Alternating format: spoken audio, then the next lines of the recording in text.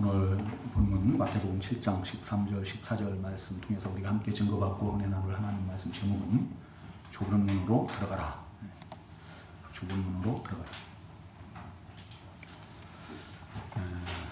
그 신명기 30장 15절부터 20절에 보면은 본문과 유사한 그런 내용의 말씀이 있습니다. 모세를 통해서 하나님께서 뭐라고 말씀하시는가 하면은, 보라, 내가 오늘 생명과 복과 사망과 화를 내 앞에 두었나니, 그러면서 그 뒤에 가서는 너와 내 자손이 살기 위하여 생명을 택하라고 이렇게 하는 그런 내용의 말씀이 나와요. 생명을 택하라. 또 그 여호수아서 24장 15절 그 앞뒤로의 말씀들도 보면은 여호수아가 그 애굽으로부터 나온 이스라엘 백성들에게 하나님께서 그동안에 그 광야길에서 베풀어 주신 그 은혜들, 또 가나안 땅에서 모든 것을 필요를 공급하신 그 하나님의 은혜를 상기시키면서 이제 그 모든 우상들을 다 치워버리라고 해요. 치워버리고 오직 여호와만을 섬기라고 이렇게 하죠. 만약에 너희들에게 그것이 여호와를 섬기는 것이 좋아 보이지 않으면은, 좋게 보이지 않으면은 너희들이 섬길 것을 오늘 택하라 라고 이렇게 하죠. 그러면서 오직 나와 내 집은 여호와만을 섬기겠다라고 이렇게 하는 것을 볼 수가 있어요. 하나님께서는 하나님의 말씀을 통해서 오늘날 우리에게 이 갈림길에서 어떠한 길을 택해야 될 것을 요구하실 때가 많습니다. 그리고 그 택함을 통해서 그 결과 우리의 삶이 또 달라진다는 것을 우리가 알 수가 있죠.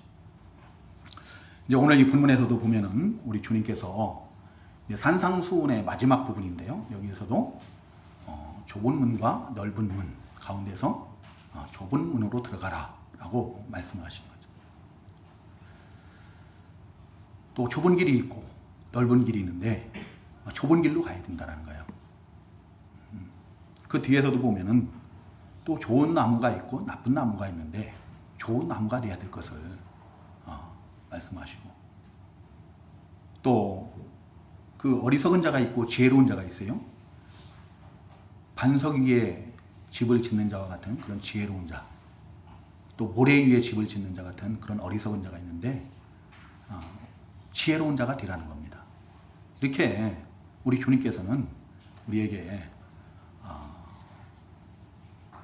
택하실 걸, 무엇을 택해야 될 것인가를 이렇게 교훈을 하셔요. 오늘 본문에서는 좁은 문으로 들어가라고 이렇게 말씀하시는데요. 이 좁은 문은 어떤 문인가? 왜 좁은 문으로 들어가라고 하는가? 좁은 문으로 들어가라고 하시는 이유는 그 문이 생명으로 인도하는 문이기 때문입니다. 생명으로 인도하는 문이다. 이 좁은 문은 생명으로 인도하는 문이에요. 생명으로 인도하는 문이라는 것은 곧 영원히 사는 그 구원의 문이죠. 영생의 문, 구원의 문, 천국 문이에요. 그러면 이 문이 뭐냐? 이 문이 뭡니까? 요한복음 10장 7절에 보면 예수님께서 뭐라고 말씀하시는가 하면은, 내가 진실로 진실로 너희에게 말하노니 나는 양의 문이로다 그래요. 양의 문. 곧 이 문은 양의 문 되시는 예수 그리스도예요. 우리 주님이 곧 생명에 이르는 문이고, 또 구원에 이르는 문이고, 영생에 이르는 천국 문인 거예요. 그래서 그 요한복음 10장 7절 말씀드렸는데요. 그 바로 뒤에 10장 9절에 보면은 내가 문이니 그래요. 내가 문이니. 내가 문이니 누구든지 나로 말미암아 들어가면 구원을 받고 라고 말. 우리 주님이 문이다. 구원의 문이에요. 구원의 문. 생명에 이르는 문이다. 영생의 문이에요. 우리 주님께서 좁은 문으로 들어가라고 하시는 이 말씀은 곧 예수 그리스도를 믿으라는 겁니다. 구원의 문인, 생명으로 인도하는 문인, 그 영생의 문, 천국문 되시는 예수 그리스도를 믿으라는 거예요. 따라서 오늘 이 시간도 우리 주님을 믿음으로 주님 앞에 나온 이 자리에 계신 우리 성도님들이 생명으로 인도하는 문에 들어간 주의 백성들인 줄로 믿습니다. 우리는 지금 생명의 문으로 들어간 자들이에요. 생명의 문으로. 그런데 왜 그 문을 좁은 문이라고 했는가? 좁은 문이라고 하신 이유는 예수 그리스도만이 생명으로 인도하는 문이기 때문에 그래요. 다른 문은 없다는 거죠. 오직 예수 그리스도만이 구원의 문이 되시는 거예요. 그게 유일성 때문에 그래요.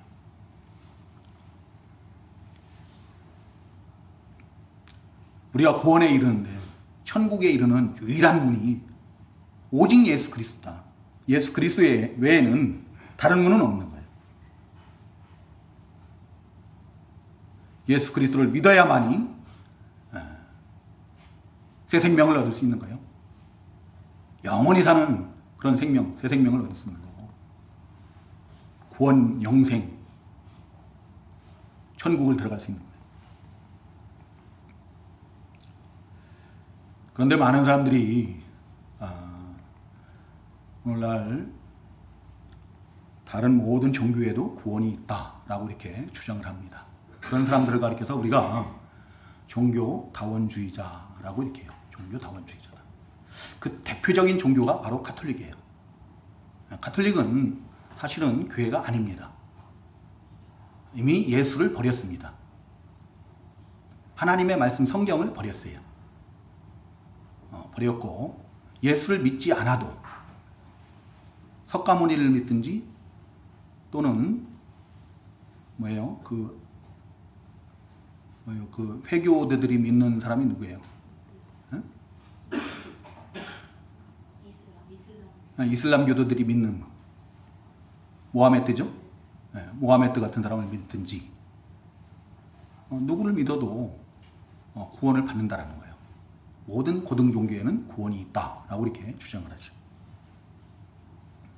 그게 넓은 문인 거예요. 아무나 믿어도 구원을 받는다는 거예요. 누구나 다 구원의 문이라는 거예요. 생명의 이런 문이라고 하는 것이 곧 넓은 문인 것이고, 그렇지만 하나님께서는 하나님만이 이 천지를 지으신 참신이시거든요. 그 하나님께서는 뭐라고 말씀하십니까? 오직 예수 그리스도만이 구원의 문이라고 하는 거거든요. 우리 주님께서는 그 요한복음 10장 1절에서 뭐라고 말씀하시는가 하면, 내가 진실로 진실로 너희에게 이르노니 문을 통해서 양의 우리에 들어가지 아니하고 다른 데로 넘어가는 자는 절도며 강도니라 그래요. 오직 구원의 문은 예수 그리스도 한 분이라는 거예요. 양의 문 되시는 예수 그리스도 한 분인데, 그 예수 그리스도가 아닌 다른 무엇으로 그 우리에 들어가려고 하는 자들은, 그것을 주장하는 자들은 다 절도자이고 강도라는 얘기입니다. 그리고 요한복음 10장 10절에서는 도둑이 오는 것은 도둑질하고 죽이고 멸망시키려고 하는 것일 뿐이라고 했어요. 그들의 주장은 뭐냐면은 주님의 양떼들을 죽이기 위해서 오는 거예요. 멸망시키기 위해서 오는 거예요.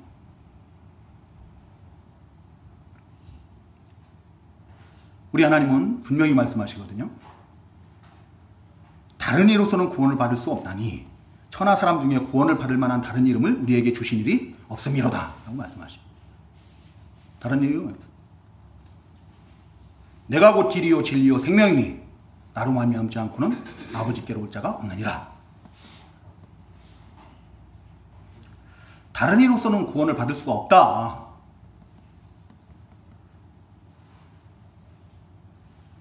하나님께서 그 천지를 지으신 유일하신 참신이신 하나님께서 그렇게 말씀하시는 거예요.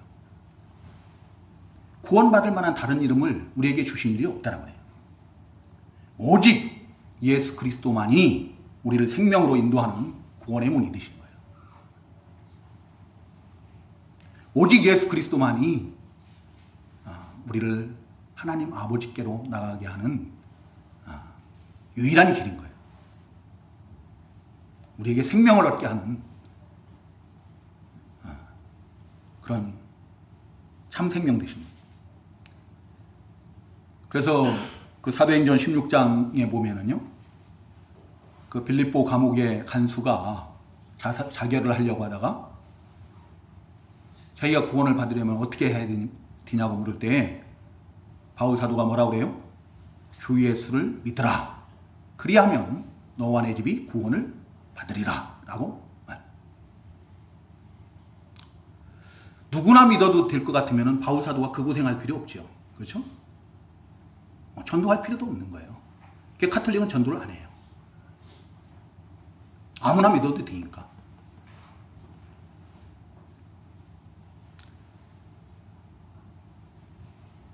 생명에 이르는 문이 좁은 문인 이유는 유일한 구원의 문이기 때문에, 그 유일성 때문에 바로 좁은 문이라고 하는 것이고, 근데 우리가 나아가서 예수 믿으세요, 예수 믿고 구원 받으세요, 예수를 믿어야 구원을 받습니다 라고 가서 복음을 전하면은 어떤 사람들은 그 말을 정말 너무너무 싫어해요.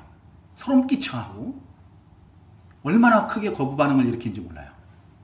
그 말씀을 전하는 자들의 마음에 상처를 줄 정도로 막 독하게 말을 하죠. 마치 우리들을 맹신자와 같이 여기고 미련하고 어리석은 자들로 이렇게 생각을 하고 멸시하고 조롱을 합니다. 반면에 어떤 사람들은 가서 복음을 전하면은 또 그 듣고 오는 자들이 있어요. 믿는 자들이 있다는 거예요.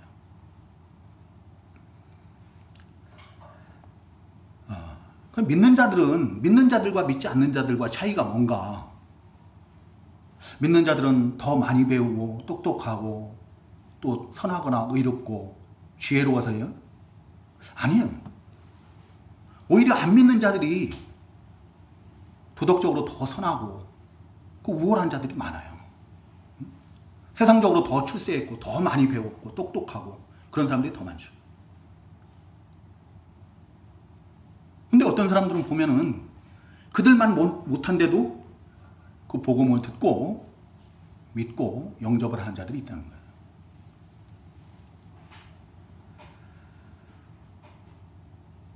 우리가 똑똑해서, 우리가 지식이 많아서 많이 배워서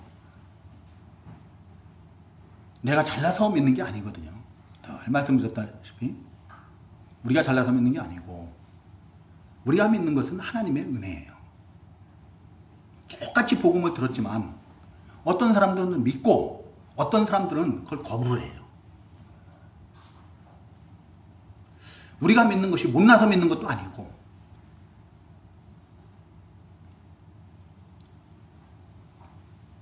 어떤 사람들이 믿는 거예요. 이게 하나님의 은혜인 거예요. 하나님의. 그 에베소서 2장 8절에 보면은 너희는 그 은혜에 의하여 믿음으로 말미암아 구원을 받았으니 이것은 너희에게서 난 것이 아니요 하나님의 선물이라 라고 말씀하죠. 우리가 믿음으로 말미암아서 구원을 받았는데 이것이 우리에게서 난 것이 아니라는 거예요. 누구에게서 난 거예요? 누가 주신 거예요? 하나님이 주신 거예요. 하나님의 선물이에요. 우리가 잘 아는 말씀이 있죠. 고린도전서 12장 3절에 보면은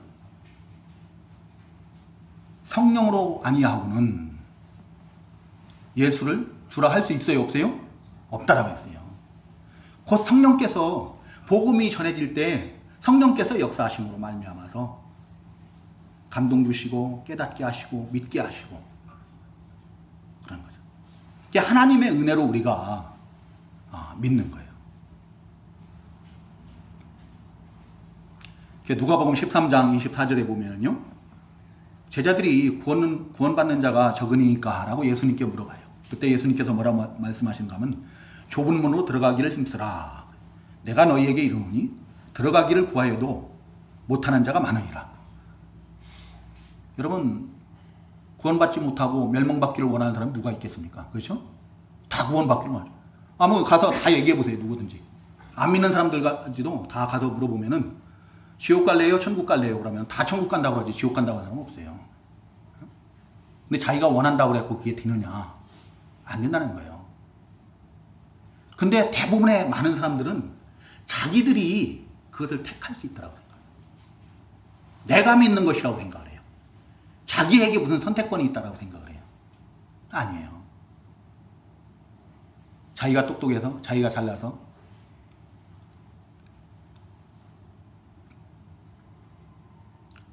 좁은 문이라고 하는 이유 중에 하나가 바로 그거예요. 아무나 구원을 받는 게 아니라는 거예요. 그 구원의 문에 들어가는 것은, 예수를 믿는다는 것은 아무나 믿는 게 아니라는 겁니다. 세상의 인구가 얼마예요? 이 지구상의 인구가 지금 현재 얼마입니까? 제가 한번 찾아봤거든요. 옛날에 저는 65억으로 알았는데요. 벌써 10억이 불어났어요. 그래가지고 우리나라 인구가 자꾸 줄고 있는데 세상 인구는 10억이 늘어났어요. 지금 74억 정도 이렇게 돼요. 74억 정도가 된다고 그러는데 그 74억 가운데 예수 그리스도를 믿는 자들이 몇 명이나 되느냐는 거죠.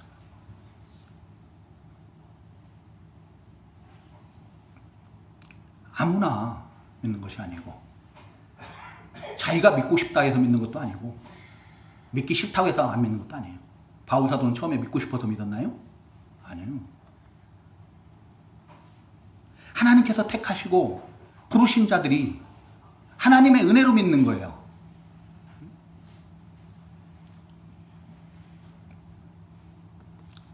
아무나 믿는 것이 아니고 오직 하나님의 택하심을 입은 자들이. 지금 이 자리에 계신 우리 성도님들이 예수님이 그리스도로 믿어진다면은, 구조로 믿어진다면은 우리 하나님의 택하심을 받고 부르심을 입은 생명의 문 되신 예수 그리스도 안에 들어간 자들인 줄로 믿습니다. 그리고 이제 우리가 예수 그리스도를 믿음으로 말미암아서 생명의 문으로 들어갔으면은 그것으로 끝났느냐라고. 그게 아니에요. 많은 사람들이 예수 믿으면 그냥 구원 받으니까 그것으로 끝난 줄 알고 그냥 자기 마음대로 이렇게 살려고 그러는데요. 그게 아닙니다. 우리 주님께서 오늘 이 본문에 보면은 생명으로 인도하는 문은 좁고 길이 협착하여 찾는 자가 적음이라. 생명으로 들어가면, 생명의 문에 들어가면요, 그 다음에 그 이어지는 문이 이어지는 길이 있어요. 끝이 아닙니다. 우리가 전에는 믿지 않을 때 그 삶, 내가 죄인된 그런 삶을 살았지만 이제 믿음으로 말미암아서 생명의 문으로 들어온 자는 어떻게 해요? 새로운 인생길을 살아야 되는 거예요. 새로운 삶을 살아야 되는 거예요. 그 길이 우리 앞에 놓여 있고 우리는 그 길을 가는 이제 시작을 한 것뿐이에요. 시작. 끝난 게 아닙니다. 새로운 시작이에요. 새로운 삶의 시작입니다. 근데 그 우리 앞에 놓인 길은 큰 대로가 아니에요. 평평한 그런 대로가 아니에요.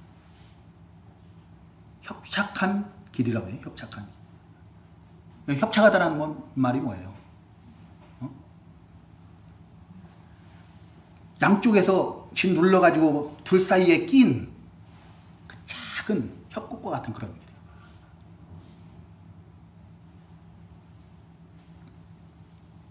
곧 그 길이 쉽지 않다라는 겁니다. 크고 넓은 길 같으면은 쉽죠. 편안하게 자동차 타고 가면 돼요.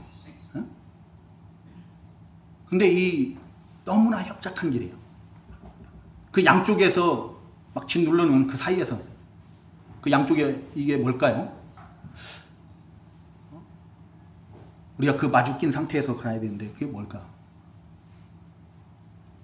우리가 이 세상 사는 동안에 아직 우리 가운데 남아있는 육체의 부패성이 있어요. 하나는 세상이 우리를 늘 유혹을 합니다. 또 한쪽은 어떻게 해요? 성령께서 하나님의 말씀으로 우리를 채찍질하셔요. 교훈하십니다. 그 둘 사이에 껴서 우리는 가는 거예요.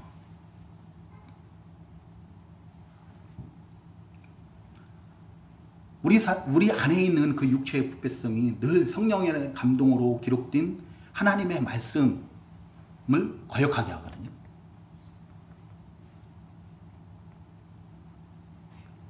그래서 참 이게 힘든 거예요.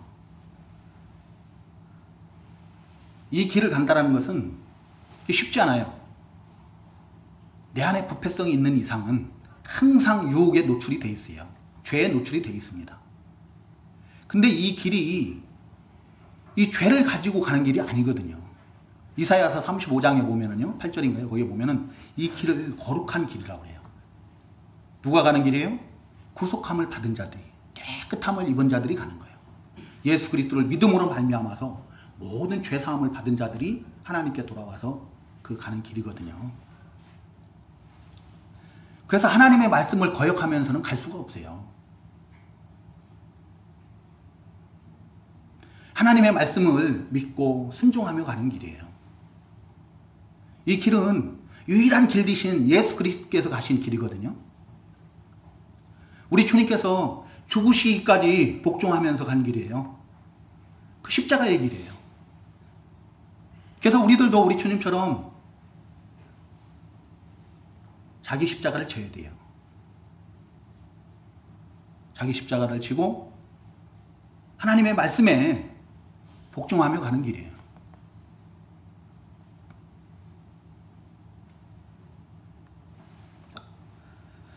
우리가 한번 좀 신앙을 점검해 볼 필요성이 있습니다. 나는 과연 생명의 문으로 들어왔는가?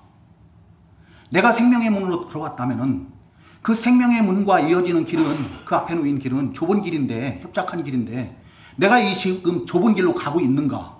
한번 점검을 해봐야 되죠. 내가 좁은 길로 가야 되는데 좁은 길로 가지 않고 넓은 길로 가고 있다면은 세상 살 때와 똑같이 우리 주님이 주인이 아니고 내가 주인 된 그런 삶을 살고 있다면 나는 지금 넓은 길을 가고 있는 거거든요. 그러면 내가 생명의 문, 좁은 문으로 들어온 게 맞습니까? 좁은 문 안에 들어서면은 좁은 길이 앞에 놓여 있거든요. 근데 내가 내 마음대로 넓은 길을 가면서 아무 거리낌도 없이 내가 하고 싶은 거 다 하면서 나는 예수 믿고 구원받았다라고 주장하는 사람들이 있어요.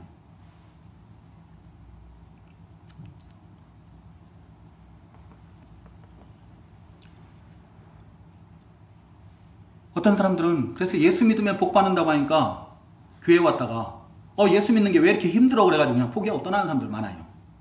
응?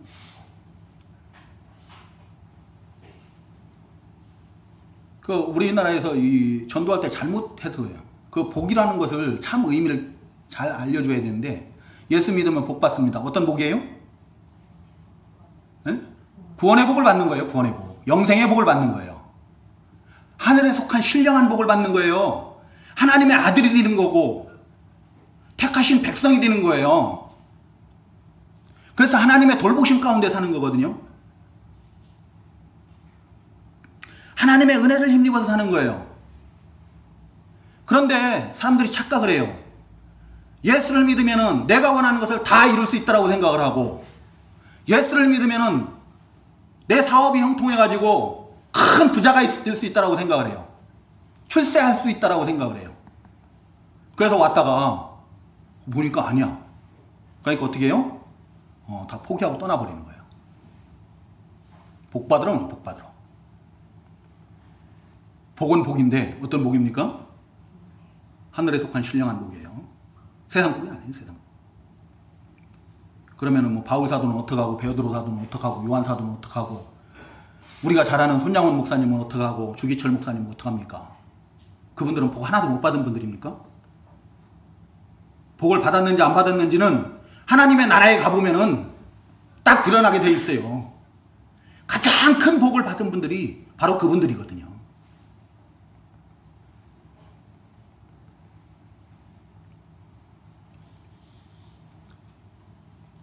우리 성도님들은 지금 좁은 길을 가고 있습니까? 제가 보기에는 우리 성도님들이 좁은 길을 가고 있는 것 같아요. 넓은 길을 가고자 했으면 아마 큰 교회를 가가지고 그냥 마음 편하게 아무것도 하지 않고 그냥 주일날 딸랑딸랑 몸만 왔다 갔다 하고 그런 신앙생활 할지도 모르겠는데, 그렇지 않고 이렇게 작은 교회 오는 거 보면은 그래도 좁은 길을 가려고 좀 애쓰시는 것 같아요.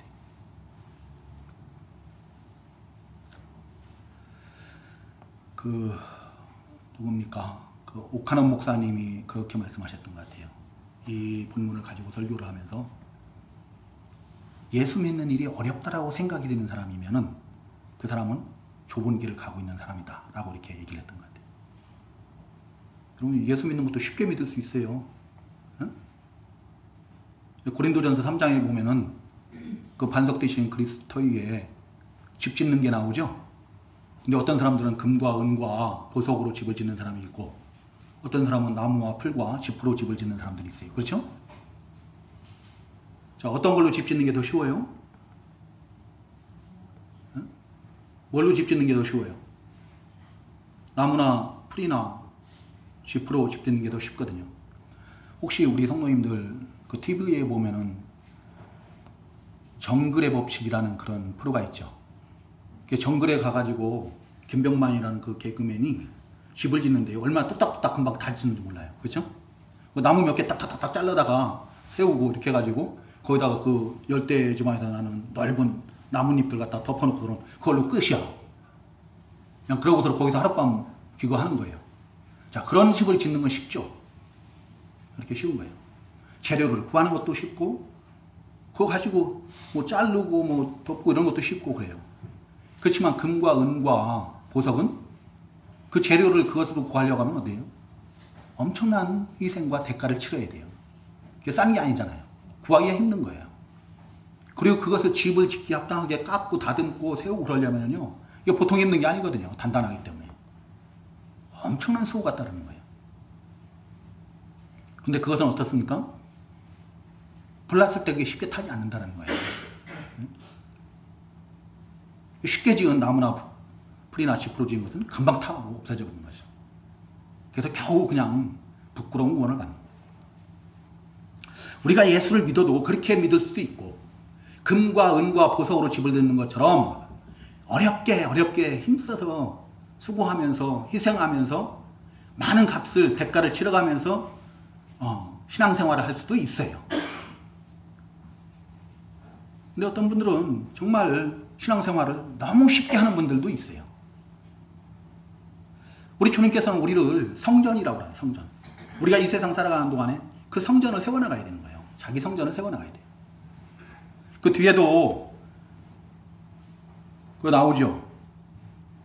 반석 위에 집을 지은 자가 있고 또 모래 위에 집을 지은 자가 있고 그래요. 반석을 갖다가 그 털을 다지기 위해서 그걸 깎고 다듬고 그러려면 얼마나 힘들겠어요. 얼마나 더디고. 근데 그 반석 위에 집을 지으면은 어떠한 비가 오고 창수가 나고 바람이 불어도 쉽게 넘어지지 않아요. 근데 모래 위에 집을 지은 것은 그냥 뚝딱뚝딱 세울 수 있어요. 그렇지만 바람만 불어도 어떻게 해요? 그냥 폭삭 다 무너지고 마는 거죠.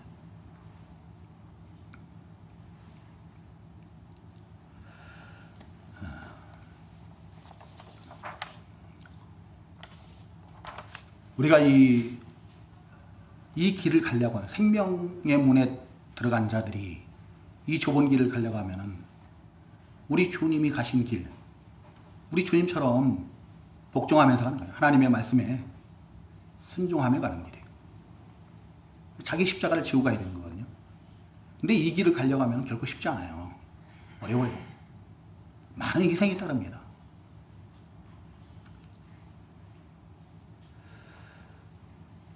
내가 가장 사랑했던 가족들로부터 욕을 먹고 싫은 소리를 들어야 되고 핍박을 받을 때도 있고 외면당하고 그럴 때도 있어요. 내가 믿었던 친구한테, 직장 동료한테 그런 소리를 들을 수도 있고 또 핍박을 받고 멸시와 조롱을 받을 수도 있어요. 내가 이 길을 가려고 하면은 양보하지 않고 타협하지 않고 그 넓은 길로 가지 않고 이 좁은 길을 가려고 하면은 우리가 많은 손해를 볼 수도 있습니다.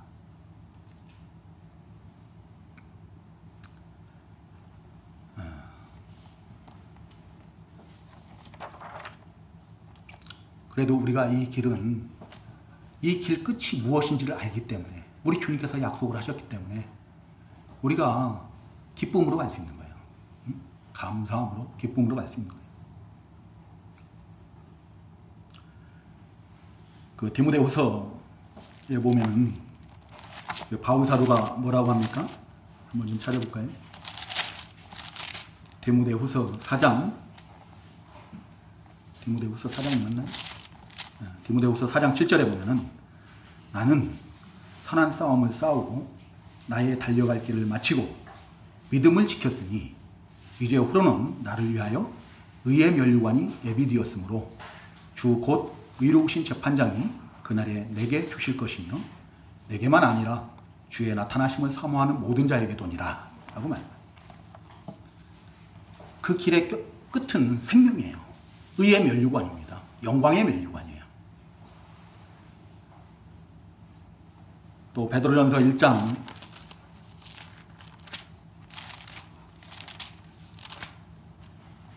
1장 4절에 보면은 우리 주 예수 그리스도와 함께 살리심을 받은 거듭난 자들에게는 썩지 않고 더럽지 않고 쇠하지 않는 유업을 우리에게 주셨다고 했어요. 하나님의 나라를 우리에게 유업을 주신 거예요. 그 유업을 우리를 위해서 하나님께서 창세로부터 우리를 위해서 간직하셨다. 하늘에 간직하셨다.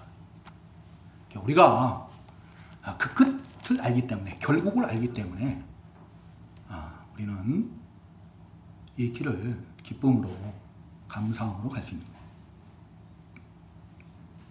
이사야 35장 10절에 보면은 그 거룩한 길을 가는 그 주의 백성들이 그게 뭔가 하면은 멸망하고 포로로 잡혀갔던 자들이 이제 하나님의 구속함을 받아서 그들이 다시금 자기 나라로 돌아오는 거예요. 이스라엘로 돌아오는 거거든요. 예루살렘으로 돌아오는 거예요. 근데 그들이 돌아올 때 어떻게 돌아옵니까? 슬픔과 탄식으로 돌아와요? 아니에요. 기쁨과 즐거움과 찬송으로 돌아오는 거예요. 그들에게 모든 슬픔과 탄식은 다 사라졌다 했어요. 왜? 하나님께서 허락하신 그 약속하신 땅이 눈앞에 있거든요. 우리들도 마찬가지인 거예요. 우리들에게도 그 하나님께서 약속하신 썩지 않고 더럽지 않고 쇠하지 않는 영원한 그 영광스러운 유업이 의의 면류관이, 생명의 면류관이 우리 앞에 있기 때문에 우리가 기쁨으로 갈 수 있는 거예요. 우리 성도님들이 신앙생활하면서 내가 이 믿음의 길을 가는데 조금이라도 누가 욕을 하거나 나를 비방하고 핍박을 한다고 하면은 우리 성도님들 기뻐하시기 바랍니다. 그것으로 내가 세상에 속한 자가 아니고 예수 그리스도께 속한 구원받은 생명에 이르는 문에 들어간 자인 줄로 확신을 하시고 오히려 기뻐하세요. 자꾸 그것 때문에 고민하고 낙심하고 왜 자꾸 이럴까? 그렇게 생각하지 마세요. 기뻐하고 즐거워하세요. 그러면은 그것은 주님께서 그런 것을 다 해결해 주시는 거예요. 근데 맨날 거기에 쳐가지고 내가 믿음 지키는 이 길 가면 내가 무슨 손해볼까봐, 누구한테 욕먹을까봐, 그래서 양보하고 타협하고 평생 어떻게 그렇게 삽니까? 어떻게 그렇게 신앙생활해요? 그러면 힘들어서 못해요. 그런 일이 있을 때 나는 구원받은 것을 확신을 하고 내가 세상에 속한 자가 아니고 그리스도께 속하였기 때문에 우리 주님께서 택하시고 나를 우리 주님의 피로 값주고 사셨기 때문에 세상이 나를 미워하는 줄로 아시고 구원받은 자인 줄로 확신하시고 기쁨으로 이 믿음의 길을 가시는 우리 성도님들 되시기를 주님의 이름으로 축원합니다. 그리고 이 좁은 길은 찾는 자들이 적다. 왜요? 찾는 자들이 적다. 왜 찾는 자들이 적어요? 좁고 또 길이 협착하고 한마디로 쉽지 않다는 거죠. 어렵다는 거예요. 반면에 멸망으로 인도하는 문, 이 넓은 문으로 들어가는 자들은 그리로 들어가는 자들이 많아요. 크고 길이 덥기 때문에, 쉽기 때문에, 편안하기 때문에. 근데 그 결과는 상반된 결과를 가져오는 거죠. 멸망과 생명. 한순간에 그 선택이 엄청난 결과를 가져옵니다. 세상 살아가는 법도 거의 비슷한 것 같아요. 우리 학생들이 있으니까요. 학생들이 학생 때 공부하는 게 힘들다고 그래가지고 공부하기 싫으니까 공부 안 하고 맨날 놀고 그러면 어떻게 돼요? 그 결과가 어때요? 좋아요? 결과가 좋게 나오면 이상한 거죠. 좋게 나올 수가 없어요.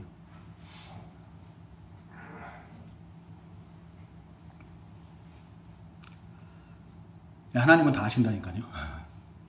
저는 참 그걸 제대로 체험을 한 것 같아요. 제가 신학교 다닐 때 우리 신학 같이 공부한 동료 신학생들 이렇게 보면은요,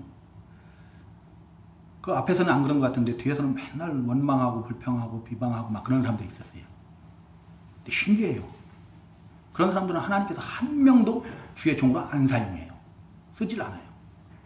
참 신묘막측하신 하나님 맞아요. 누가 하나님께 그거 보고했겠습니까? 근데 하나님께서 다 아시고 어떻게 해요? 주의 종으로는 안 쓰시더라는 거예요. 엉뚱한 일 하고 있어요. 노가다 하고 있고 뭐 주차 관리하고 있고 뭐 별일을 다 하고 있어요. 근데 그 사람들이 뭐라고 했냐면은 우리 보고 우리가 졸업하고 나면 다 뿔뿔이 흩어져야 되니까 모임을 결성해야 된다. 친목회를 해야 된다라고. 친목회 안 해도 각자 사역만 열심히 하면 만날 수 있습니다. 그랬더니 막 입에 거품을 물고 뭐 친목회를 해야 된다라고 막 너네는 그래서 틀렸다라고 막 비방하고 그랬던 거예요. 근데 그분들이 지금은 저희들 동기들 모임하면 아무도 안 나와요. 볼 수도 없어. 어디에 있는지. 계속 물어서 어떻게 갖고 연락이 닿으면 보면은 목회하고는 상관없는 엉뚱한 일들을 하고 있어요. 하나님께서는 기가 막히게 알고 있어요. 그 신학교에서 뭐 봉사하는 거 이런 게 싫어가지고 이놈의 신학교는 맨날 일만 시킨다고 하고 막 그러는 겁니다. 그 일주일에 1시간 하네. 일주일에 1시간. 새벽기도 안 나오면 안 되고 매일같이 성경을 하루에 10장 이상 읽어야 되고 산에 올라가서 기도 2시간 이상 해야 되고 그냥 그게 모든 게 다 원망이고 불평이에요. 근데 그것이 은혜인 사람들이 있거든요. 그것을 은혜로 감당했던 사람들은요, 다 하나님의 종으로 삼으시고 종으로 쓰시고 그런 것을 보세요. 어렵죠?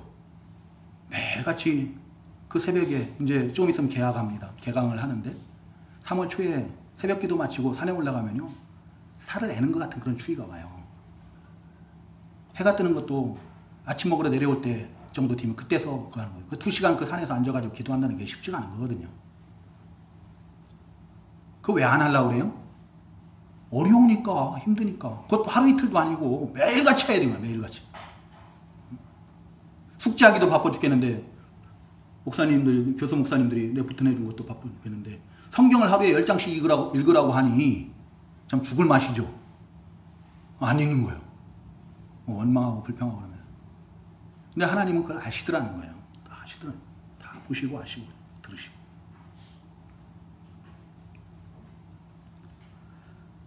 우리 성도님들이 이 세상 살아가는 동안에도 우리가 삶 가운데서 내가 하는 일들이 어렵다고 해서 요령을 피우고 쉬운 길을 택하고 그러면은 그 결과는 결코 좋지 않습니다. 그렇지만 그것이 하나님께서 내게 허락하신 일인 줄로 믿고 감사함으로 최선을 다해서 잘 감당할 때 하나님께 영광이 될 뿐만 아니라 사람들에게도 인정을 받고 또 그 결과도 좋고 그런 거죠. 또 하나 우리가 알아야 될 것은 우리를 생명에 이르게 하는 진리는 사람의 수가 많고 적음에 있지 않다는 거예요. 오늘날 많은 대한민국의 많은 사람들이 그 사람이 많이 찾는 곳으로 많이 몰려요. 한국 교회가 이상한 현상이 벌어지고 있어요. 큰 교회는 자꾸 커지고 작은 교회는 자꾸 작아지고 그래요. 이게 개척을 못해요 지금은. 개척을 하기 힘들어요. 개척을 하려면 어떻게 개척을 하는가 하면 그러니까 요령이 생겼어요. 또 기가 막혀요. 어떻게 보면 그게 맞는 건지도 모르는데 큰 교회에서 지교회를 딱 세워요. 교회를 개척하는데 성도가 500명이야. 건물도 으리으리하게 딱 줘. 몇십억 들여가지고요. 거기엔 장로님들, 권사님들 뭐 수두룩해. 그리고 교회가 채워지면 어떻게 해요? 이제 본교회로 장로님들, 권사님들 한 분씩 다시 다 복귀를 해요. 그러면서 교회를 개척을 하는 거예요. 교회가 200명, 300명이 되니까 새로 가는 분들이 아무 부담이 없어. 그래서 가는 거예요. 과연 그 방법이 옳은지는 모르겠습니다.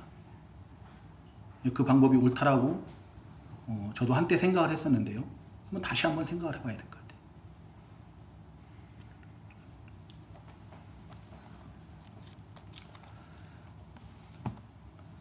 사람이 많이 모이면 그곳이 참 진리가 선포되고 하나님의 생명의 역사가 있고 그런 곳인가? 그것을 다시 한번 생각을 해봐야죠. 그게 진리인가? 근데 우리가 성경을 통해서 보면요, 역사적 사건들을 통해서 보면은 그렇지 않은 경우가 많아요. 출애굽 때 이스라엘의 각 지파 지도자들을 갖다가 정탐꾼으로 끊어가지고 가나안 땅에 보내죠. 12 정탐꾼이 가나안 땅을 가서 정탐하고 돌아와서 그걸 모세에게 보고를 하는데 12명 중에서 10명이 여호수아와 갈렙이죠. 여호수아와 갈렙을 제외한 10명이 뭐라고 보고합니까? 그 땅을 갖다 막 악평을 하는 거예요. 그리고 자기들은 절대로 그 땅에 들어갈 수 없대요. 차지할 수가 없다라고 해요. 반면에 여호수아와 갈렙은 어떻게 해요? 그 땅은 하나님께서 우리에게 주시기로 약속한 땅이다. 하나님께서 우리와 함께 하시니까 가서 차지하자! 이게 누구 말이 옳아요? 저쪽 10명이나 되는 사람이 주장했으니까 그 말이 옳은가? 그렇지 않다는 거죠. 그들은 다 광야에서 멸망당하고 여호수아와 갈렙만이 하나님께서 약속하신 대로 그 땅을 들어가고 차지하고 그러는. 열왕기상 그 마지막 22장인가요? 거기에 보면은 그 아합 왕 때에 미가야 선지자가 있죠? 미가야 선지자. 그 아합 왕이 여호사밧 왕과 함께 아람 군대와 싸우러 전쟁을 하러 나가야 되는데 좀 물어보자고 그래요. 하나님의 선지자들에게 한번 물어보자. 여호사밧 왕이 그러죠. 그래가지고 물어봤더니 그 미가야 선지자를 제외한 모든 400명이나 되는 선지자들이 다 왕이시여 나가시옵소서. 나가면은 반드시 승리합니다. 라고 그러거든요. 근데 미가야 선지자는 나가면은 반드시 죽습니다. 이 하나님의 군대 이스라엘이 뿔뿔이 다 흩어질 것입니다. 라고 그래요. 피할 것입니다. 누구 말이 맞았어요? 400명이 말한 게 맞죠? 그래요? 진리는요, 하나님의 뜻은 사람의 수에 많고 적음에 있는 게 아니에요. 많든지 적든지 간에 하나님의 말씀이 바로 선포돼야 돼요. 그리고 그 말씀을 믿고 따르기만 하면은 그곳에 우리 주님의 생명의 역사가 있는 줄로 믿습니다.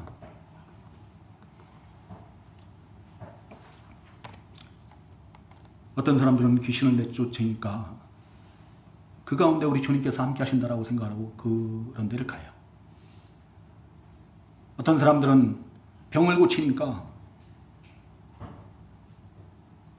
권능을 나타내니까 그 신비한 권능들을 나타내니까 그곳에 우리 주님께서 역사하신다라고 믿고 거기를 갑니다. 어떤 사람들은 마치 선지자와 같이 장래를 예언을 해요. 우리 앞날 아이고 우리 예진이 앞으로 대성할 거야. 뭐가 될 거야. 딱 예언을 해줘. 응? 얼마 하면 어떤 남자를 만나고 결혼을 잘할 거야. 그러니까 어떻게 해요? 그건 또 맞아. 그러니까 어떡합니까? 막 동네방네 소문나가지고 가요. 그곳에 우리 주님께서 함께 하시고 근데 그런 교회들이 또 잘 되거든요. 정말로 많은 사람들이 모여요. 암만 큰 권능을 나타내고 아무리 귀신을 내쫓고 선지자처럼 예언을 한다 할지라도 하나님의 말씀이 바로 선포되지 않으면은 아니라는 거죠. 그곳에는 생명의 역사가 없습니다. 하나님의 말씀이 바로 선포될 때 성령께서 역사하시고 감동 주시고 깨닫게 하시고 믿게 하시고 우리 믿음이 자라나게 하시고 우리 영혼이 잘 되게 하시고 구원에 굳게 그 믿음에 굳게 선 자들로 세워져 나가는 거예요. 우리 인격이 변화되는 거예요.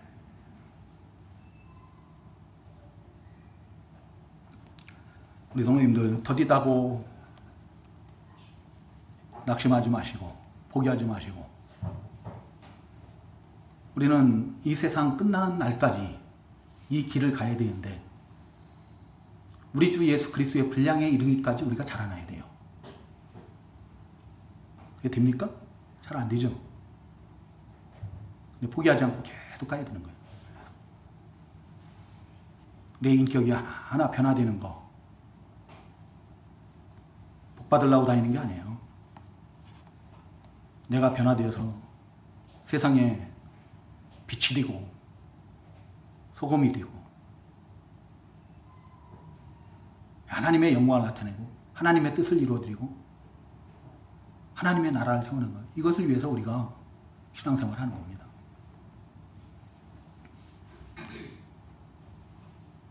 복 받으려고 다니지 마시기 바랍니다. 이미 우리 성도님들은 다 받았어요. 하늘에 속한 신령한 복 다 받으신 줄 믿으시고 이제 이 세상 복은 내가 이 믿음의 길을 갈 때 하나님께서 그 필요를 아시고 다 더해 주실 줄 믿으시기 바랍니다. 이 길을 어렵고 힘든 길이지만 잘 감당하시는 우리 성도님들 되시기 바랍니다. 그래서 우리가 다 같이 주님의 나라에 가서 영광 중에 좀 만날 수 있기를 바랍니다. 다 같이 기도하겠습니다.